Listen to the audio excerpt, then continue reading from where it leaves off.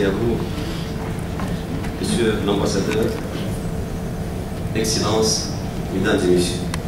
C'est un honneur pour moi d'être parmi vous pour participer à ce forum, pour discuter d'un thème d'actualité.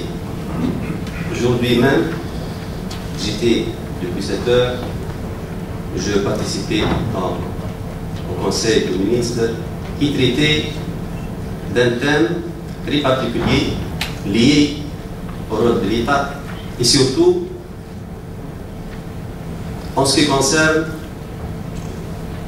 toute la batterie de lois qui gère l'investissement, surtout l'investissement privé, les IDE, comment stimuler l'investissement, comment engager des réformes structurelles, le code d'investissement, le code qui régit les marchés publics, comment avoir une nouvelle vision de décentralisation, comment avoir une politique auquel l'État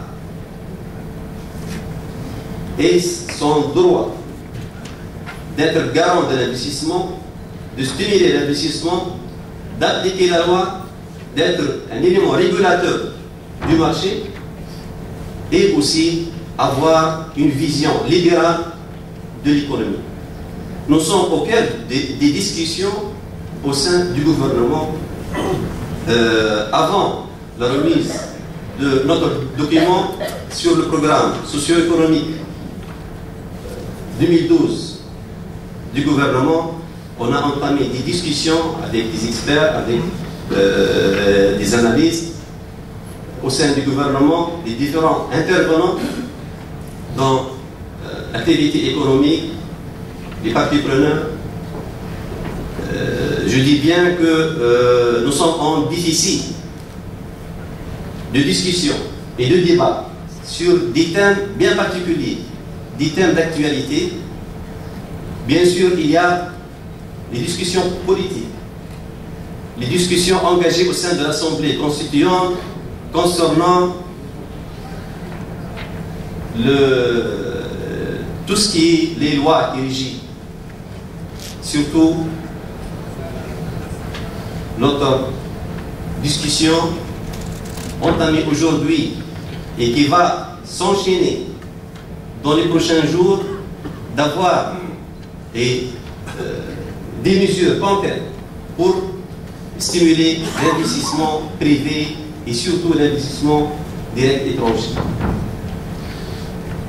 Parler du rôle de l'État, plus d'État ou mieux d'État, on est loin de plus d'État.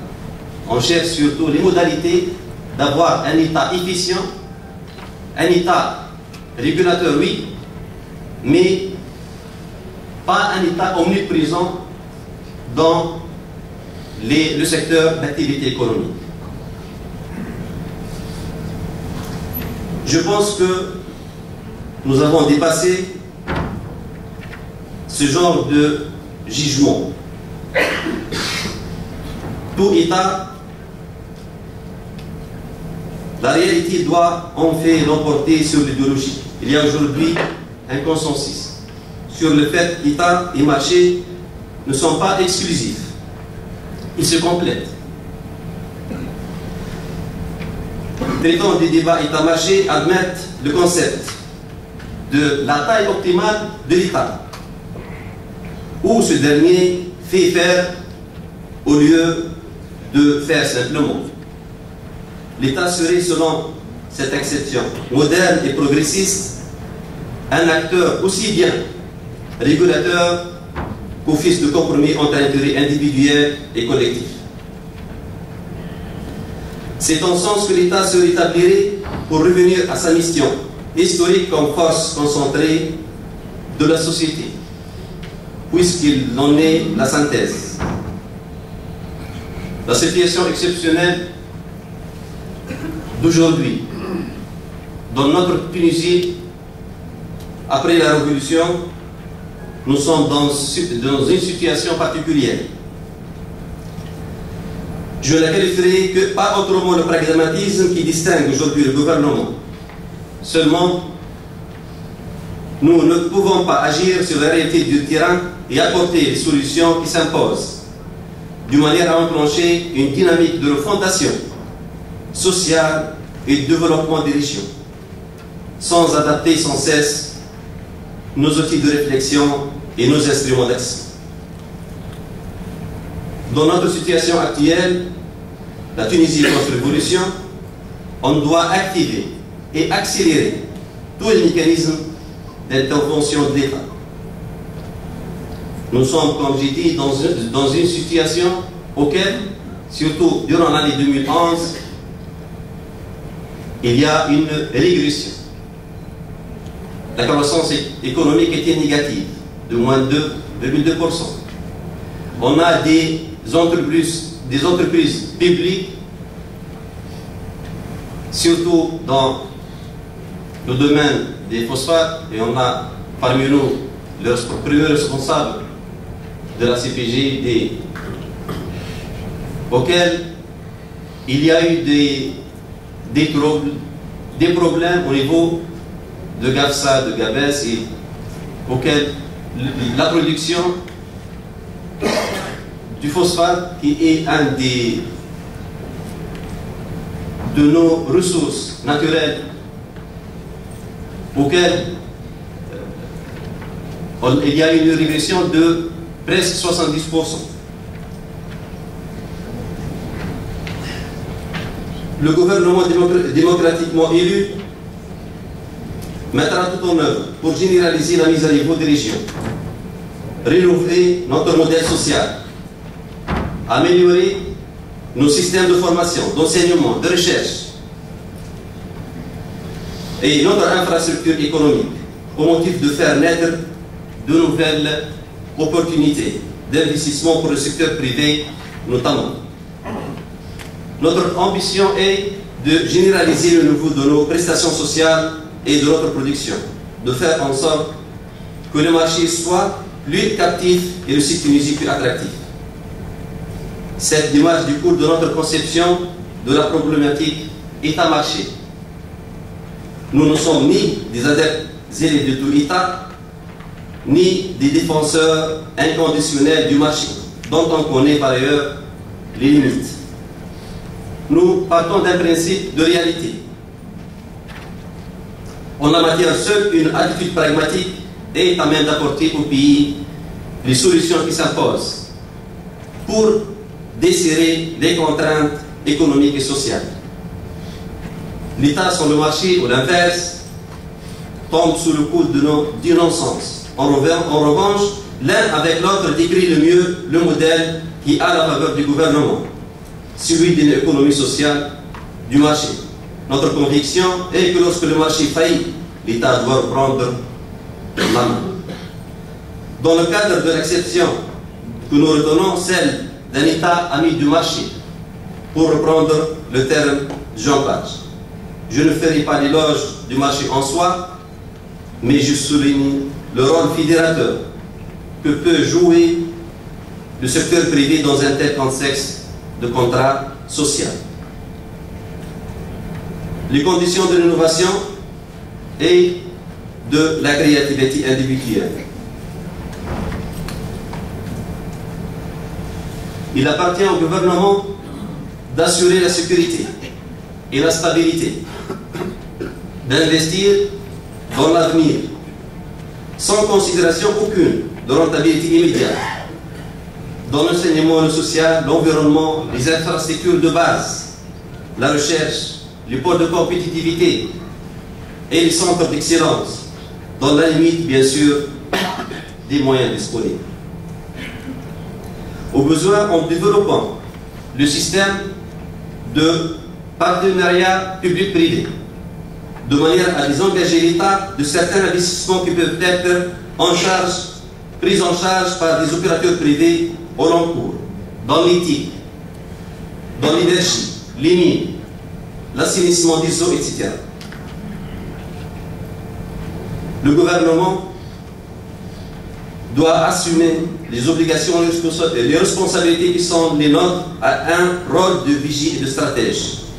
Il anticipe les mutations sociales, les ruptures économiques, il planifie et, au besoin, entreprend. Il lui faut identifier et amorcer la forme des investissements dans les secteurs stratégiques à l'effet de préparer l'économie de demain, surtout dans cette période cruciale que vit la Tunisie post-révolutionnaire. Notre rôle est de baliser l'avenir, de donner de l'impulsion, d'exercer un effet d'entraînement, de susciter des vocations entrepreneuriales, de créer enfin les conditions d'un développement rapide dans une meilleure articulation secteur privé, secteur public. Nous voulons voir émerger des champions nationaux, des entreprises à vocation régionale et euro-méditerranéenne pour consolider notre effort de développement. Nous leur assurerons aide et appui logistique à l'international. Le gouvernement doit avoir la capacité de légiférer vite et bien au mieux des intérêts de nos entreprises qui évoluent désormais dans un cadre ouvert et hautement concurrentiel. Excellences, Mesdames et Messieurs, nul n'ignore l'importance du marché dans la régulation de l'économie nationale. Il a certes sa propre rationalité. Sa propre rationalité, il est chaque fois qu'il fonctionne normalement d'une grande efficacité. Néanmoins, il n'est pas à l'abri d'excès ou de dérapage. Notre conviction est que le marché doit être régulé par la puissance publique pour plus d'équilibre et de cohésion sociale. Dans le même ordre d'idées, nous pensons qu'il est de la responsabilité du gouvernement de prendre en charge les investissements à rentabilité différée et ceux dont la rentabilité n'est pas assurée, pour le moins à court et à moyen terme, mais qui sont nécessaires pour servir de socle au développement industriel du pays. Nous ne voulons pas signifier par là que le secteur privé est myope ou qu'il ne regarde pas loin, pas plus que l'État n'a le monopole d'une lointaine vision. Notre démarche consiste à créer les conditions, les mécanismes, le cadre légal et les institutions nécessaires d'un fonctionnement normal du marché et à le supplier en cas de défaillance, pour ne pas compromettre nos capacités de recherche et d'innovation sur lesquelles nous devons fonder nos avantages comparatifs dynamiques.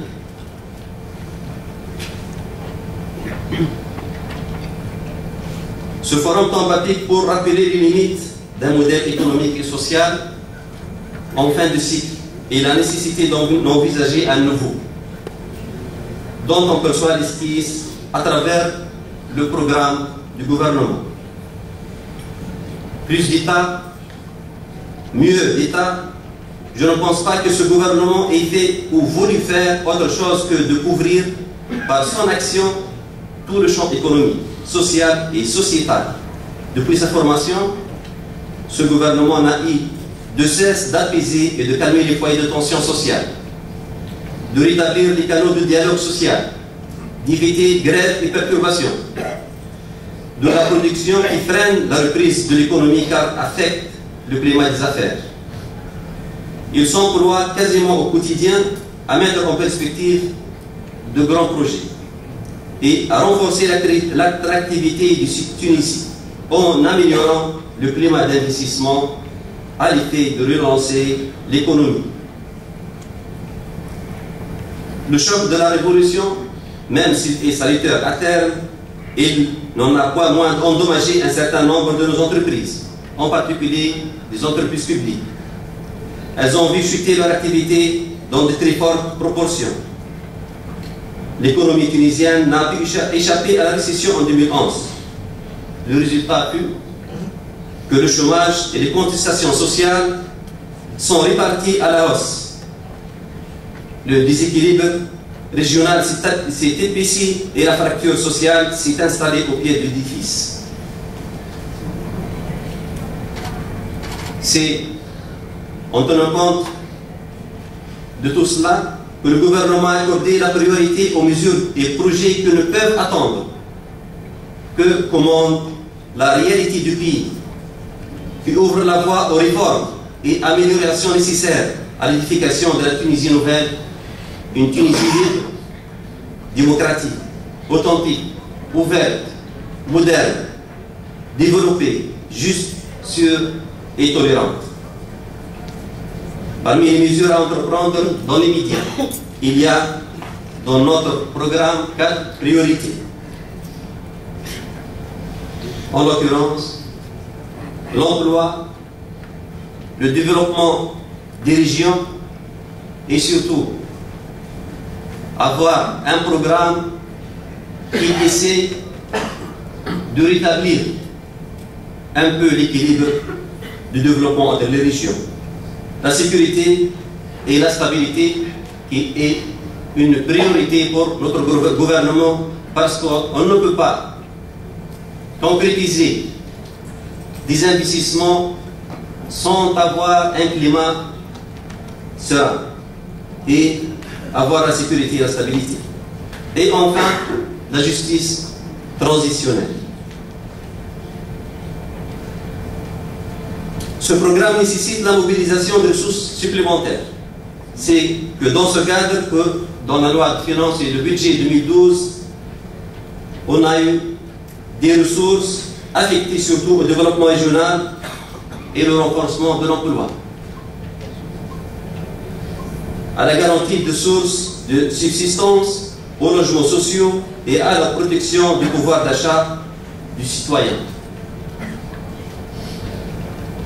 Dans le cadre de ce choix, le gouvernement a veillé à faire en sorte que le niveau du déficit budgétaire et le service de la dette soient maîtrisés à moyen terme dans le cadre de la préservation des équilibres financiers publics, conformément aux standards internationaux. C'est pour cela qu'on a, à côté du budget de l'État, on a élaboré une étude pour la soutenabilité de la dette de 2012 à 2017, auquel l'endettement public va régresser de 46% actuellement à 40% en 2017. Et aussi pour le déficit budgétaire, comme j'ai cité que le gouvernement, pour être le premier investisseur dans cette période de récession, on a accepté un déficit budgétaire qui s'élève à 6,6% du PIB, mais dans une logique que ce déficit doit alimenter l'investissement pour reprendre le cycle de développement et le cycle de croissance positive, avec le concept d'un déficit budgétaire cycliquement équilibré. Je pouvais vous dire à cet effet que le gouvernement est déterminé à mener une politique sociale juste, solidaire et profitable à l'ensemble des catégories et des régions. Il s'engage à garantir une source de subsistance à chaque famille, garantir un logement social à toute famille nécessiteuse et surtout lancer un programme très ambitieux pour la construction de 30 000 logements sociaux durant l'année 2012 et 2013. Et la réalisation d'un programme de réhabilitation de 100 quartiers populaires. Le gouvernement s'engage également à renforcer le pouvoir d'achat des citoyens à travers l'augmentation des salaires dans le cadre des négociations sociales qui incluront les catégories ayant des revenus modestes avec majoration du SMIC et du SMIC. Aussi, le gouvernement s'engage pour maîtriser les prix, en particulier ceux des produits de première nécessité, le panier de la ménagère, par le renforcement du contrôle, l'encouragement de l'augmentation de la production, la lutte contre la contrebande et la spéculation et la maîtrise des circuits de distribution. Il s'engage aussi à réduire le chômage, moyennant une augmentation du rythme de création d'emplois dans les régions de l'intérieur et les secteurs à haute employabilité, notamment par l'impulsion de l'investissement intérieur et extérieur, par le renforcement des projets de partenariat entre les secteurs publics et privés, la réalisation de méga-projets, ainsi que la promotion du travail indépendant et du microfinance. Le gouvernement s'engage enfin à améliorer les prestations dans l'administration pour avoir une administration efficiente au service du citoyen et de l'investisseur. Les systèmes adoptés, les systèmes d'OpenGov et OpenData et la réforme de la stratégie de l'administration virtuelle. Aussi, améliorer les prestations dans le transport, la santé, l'éducation et l'enseignement.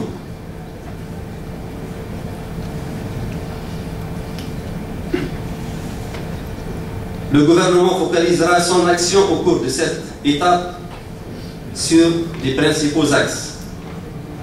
Premièrement, accroître les dépenses de développement, comme j'ai cité. Deuxièmement, renforcer le développement régional par l'augmentation des ressources qui lui sont consacrées. Et ici, on a élevé de 1000 dinars l'allocation du budget à l'investissement. Troisièmement, consolider le programme d'emploi et de formation par un effort supplémentaire consistant à recruter 25 000 fonctionnaires dans le secteur public et à remplacer le programme AMED par un programme d'encouragement au travail.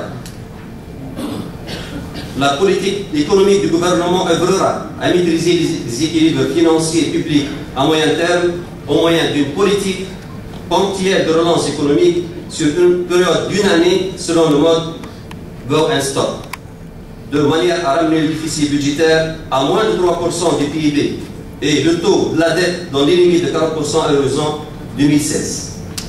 Excellence, Mesdames et Messieurs, on pourrait prolonger à l'envie cette liste que vous pouvez consulter à travers le programme du gouvernement disponible sur le site. Mais je ne veux pas en abuser de votre temps et vous assommer de chiffres qui traduisent la volonté du gouvernement à essayer une tendance vers une articulation optimale entre l'État et le marché, de relever les défis post-révolution et d'édifier une nouvelle Tunisie, celle dont rêvent tous les Tunisiens. Merci de votre attention et je vous souhaite tout le succès pour vos débats. Merci.